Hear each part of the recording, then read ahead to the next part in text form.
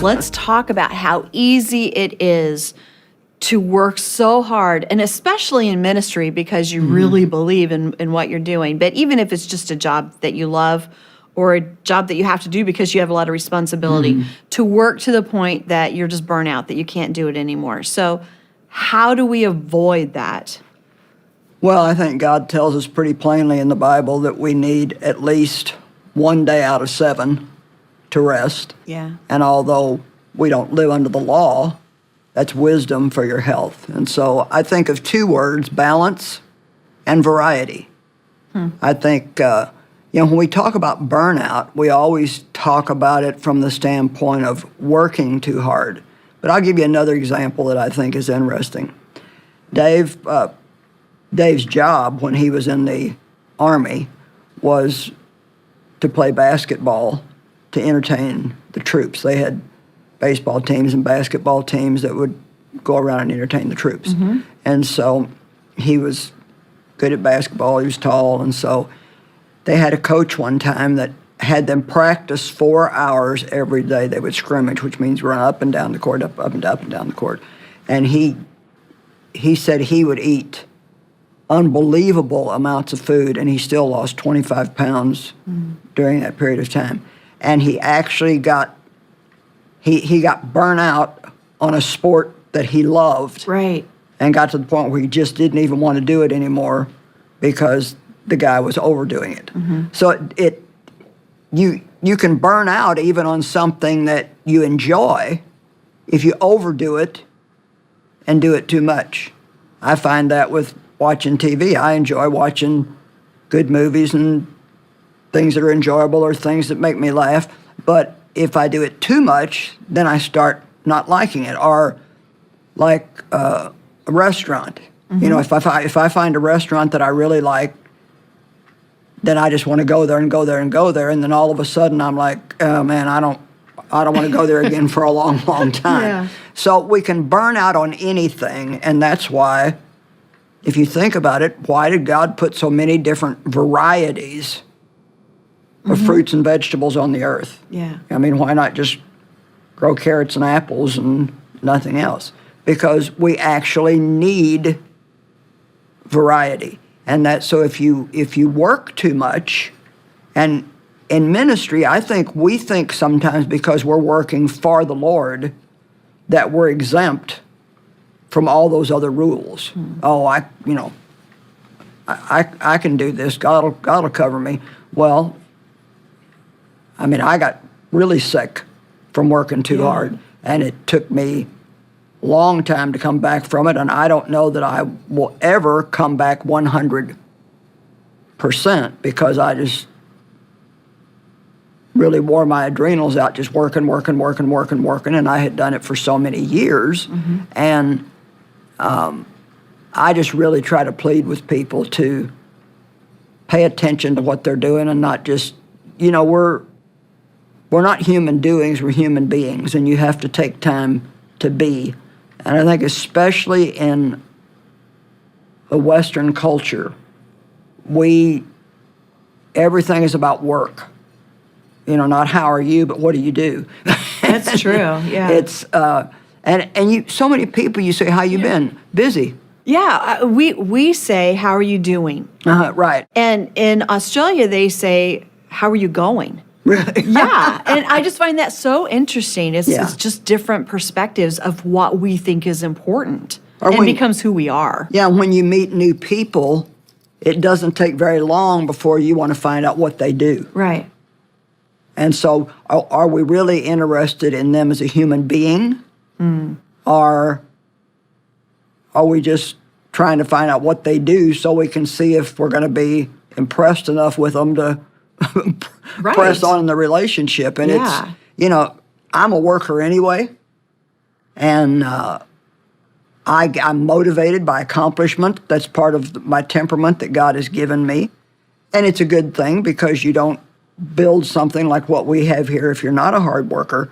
But there were things that I could have and should have said no to that would have given me the breaks that I needed to not get to the point where it affected my health in a very major Yeah. way. And I'm doing good now, but I know that I could get right back in the same condition if I don't continue to do good. Just this morning, I canceled an appointment that I had on Sunday because I realized that I had something, I was going to be doing something like 7 out of 7 days. And I just won't do that anymore. Yeah. I have to take time to rest and time to be quiet. Well, I look at the longevity Right. of your ministry, Right. and how much more God has in store. Right. So a lot of that does have to come from learning and adjusting along the way, I assume. Right. You know, we don't like to tell people no because number one, you don't want to hurt their feelings, but I think even more than that, I think we really don't want people to be mad at us. Yeah, that's very true. And I think a lot of times we say yes because we think if we say no, they're going to get angry, and we want everybody to like us. Yeah. And if you really have to, if you're going to follow the Holy Spirit, then you have to be willing to say no when you know that no is the wise thing to do. I just put together a message that I'll preach a little bit later on called Leaving the Crowd Behind. And in Mark chapter 4, Jesus said to his disciples, let us go over to the other side. And they started, That's good, yeah. and they got in a storm, and they got afraid, and Jesus calmed the storm. And in chapter 5, verse 1, it says, and they arrived on the other side. But there's something in there that I had never really heard anybody preach on. And when Jesus said, let us go over to the other side, the next thing it says is, and they left the crowd behind. And it's, Yeah. you just can't, if you want to do, anybody, if you want to do what God wants you to do, I mean, even if you want to be a great mom, you can't maybe run around with everybody all the time that wants you to run around with them. It's not just about being in ministry, but we all have to know how to say no as well as how to say yes. Yeah, I'm much the same way as you are.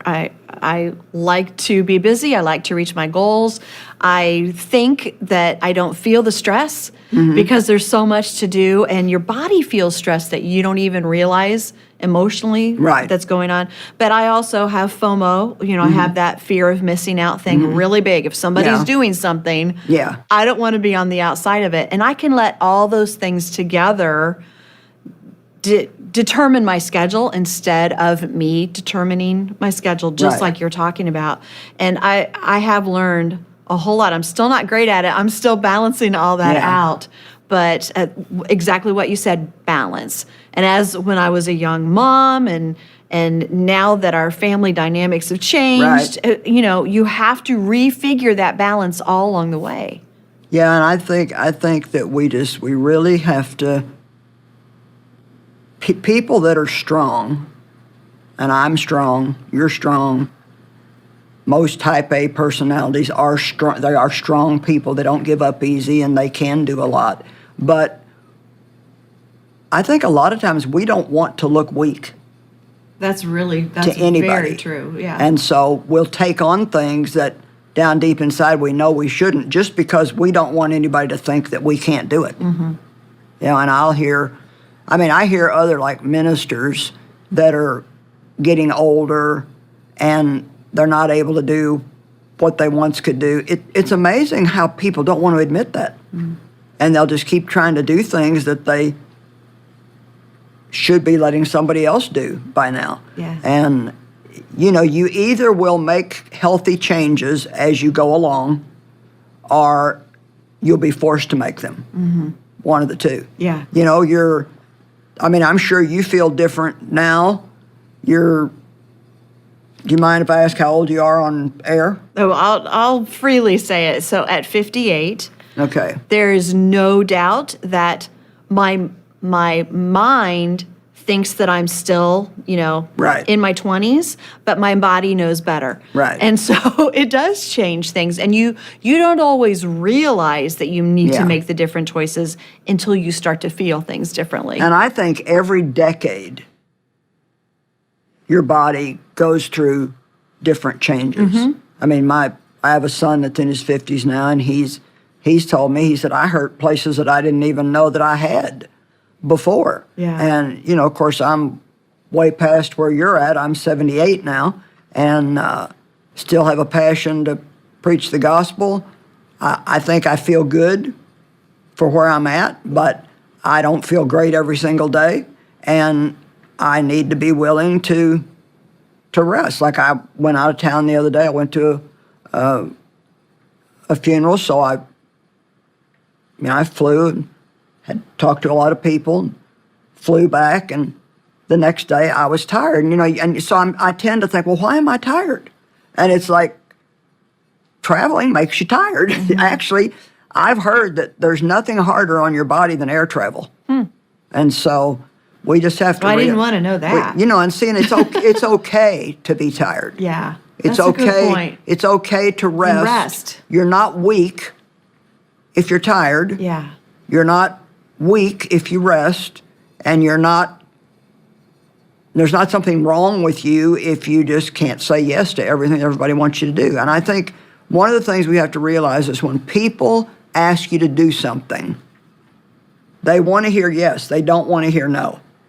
And so you will have to take a chance on people being unhappy with you.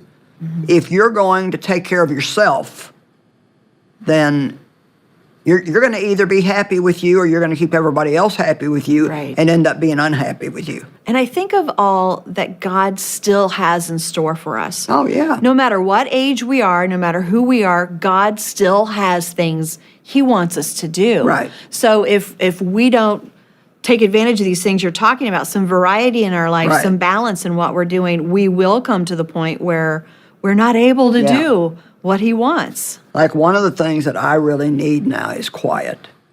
And I like to be home at night. So unless I'm ministering, unless I'm out teaching or preaching at an evening meeting, you just can't hardly pry me out of my house. Once the street lights come on, Yeah. right? So my kids tease me, you better get home, Mom, the street lights are coming on. And I just have gotten to the point, I don't really care what anybody thinks. Yeah. That's what makes me comfortable. That's what I like. I mean, I spent so many years out every night. For a long time, I was probably teaching somewhere every night.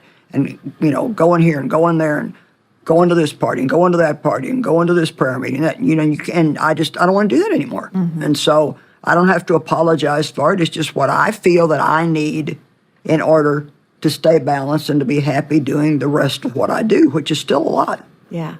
Well, I have a feeling that some people are maybe going to make some adjustments after what we've been talking about, and just a little bit of encouragement for people.